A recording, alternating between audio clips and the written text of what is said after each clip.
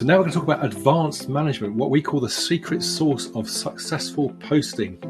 So you might want to look at things like Dropbox for preparing your images, not so much preparing your images, but for actually storing your images in preparation for upload. Because as you'll see in a little while, the tool that we use requires that you have your images in a certain location, a certain cloud storage location in a folder, so it can grab them ready to post them in your platforms.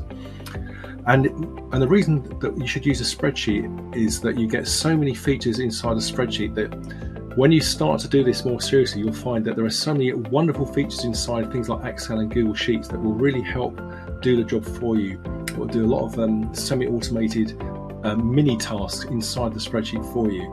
So things like you can put a range of dates in and then drag down and it auto populates the cells. You can have numbers that will automatically increment for you. Another great thing that we use a lot, as I'll show you soon, is something called concatenation. So it will take the content of one field and join it with the content on another field. When I say field, that's the same as a cell. It will join the content of two cells and place it in another cell, so you get like a joined piece of content there. And that is really powerful, really helpful, because you can just auto-populate massive amounts of the stuff that you would otherwise have to key in manually, which would be very tedious and very time-consuming.